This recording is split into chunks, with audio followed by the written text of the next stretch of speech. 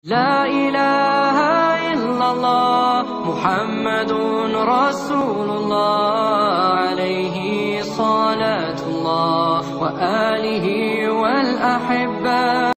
Nah, sekarang saya teruskan dulu. Pada zaman Umar bin Al-Khattab, ini sahabat ketika meriwayatkan ini, mereka punya kebiasaan ini, sudah paham. Dilakukan, diikuti Rasulullah. Ya. Pindah hadisnya, Al-Bukhari nomor hadis 2009 plus 2010. Al-Bukhari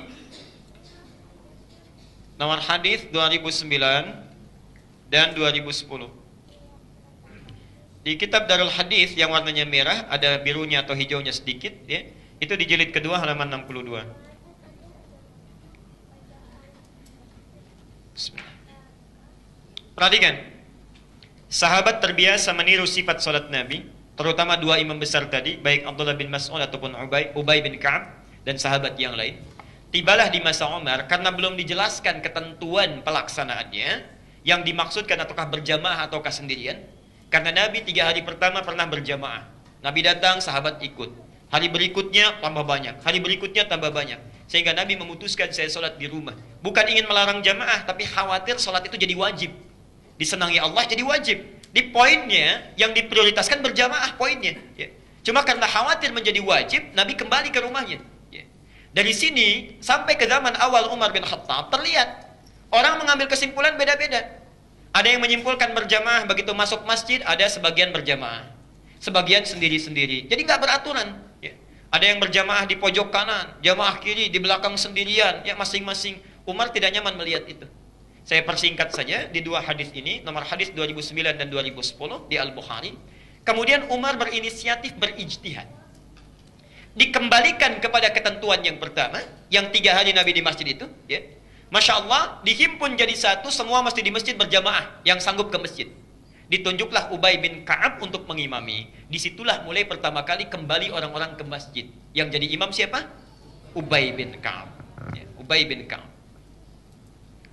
Ubay, saya tadi sudah ceritakan, Masya Allah, karena beliau sangat disukai bacaannya oleh Nabi, tahu sifat salat Nabi, diimami 11 rakaat, dan persis sifat salat Nabi. Ya. 1 rakaatnya panjang, dan 2 rakaat yang pertama mulai terus disempurnakan ayat-ayatnya. Besoknya jamaah mulai menurun. Turun. Karena nggak kuat berdiri. Akhirnya dilihat oleh Umar, kenapa begini? Oh, nggak kuat berdiri, terlalu lama berdirinya. Umar melihat lagi bagaimana caranya supaya mereka tetap berjamaah ke masjid. Suratnya tetap sama jumlahnya, misal 30 juz juga. Ya, 30 juz, tapi kuat berdirinya. Maka Umar kemudian mendalami hadis yang di Muslim tadi, nomor hadis 749, yang saat Nabi menyampaikan salatul laili matna matna. Ya, salat malam minimal 2-2. Tidak ada batas, tapi kalau fajar mau datang segera witir 1 rakaat. Jelas sampai sini? Maka Umar menempuh cara. Misal, kalau 5 juz 4 halaman dibaca dalam 1 rakaat, rakaat pertamanya maksudnya, orang kecapean berdiri, bagi 2, jadikan 2 rakaat. Masih? 5 juz 4 halaman bagi 2. Ya, kira-kira lah, dikira-kira saja. 2,5 juz misalnya. 2,5 juz 2 halaman misal. Ya. Jadi setiap 1 rakaatnya 2,5 juz. Tapi konsekuensinya rakaat bertambah. Ya.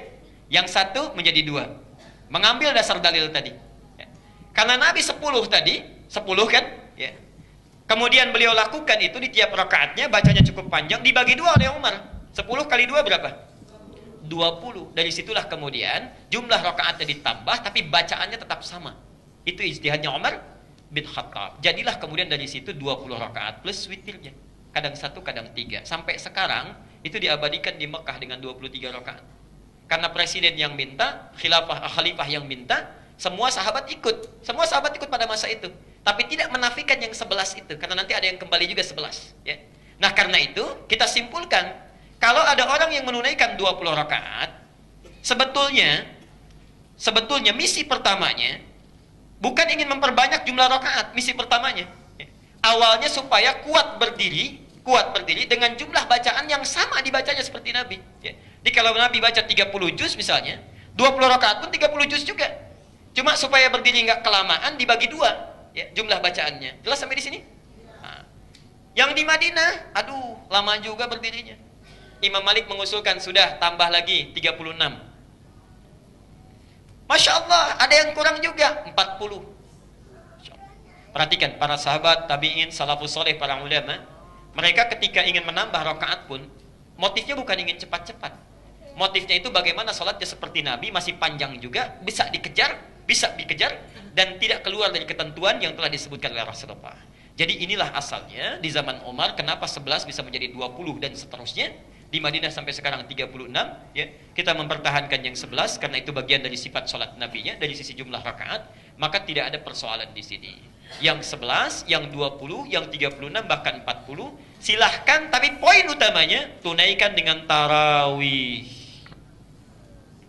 Tarawih. Jadi aneh kalau yang 11 rakaat selesainya jam setengah 9, ya. Yang 20 rakaat jam 8 sudah selesai. Itu aneh namanya, ya, aneh. Tapi lebih aneh lagi, sudah sedikit pengen cepet, ya. Nah, ini barangkali penting untuk kita koreksi di sini.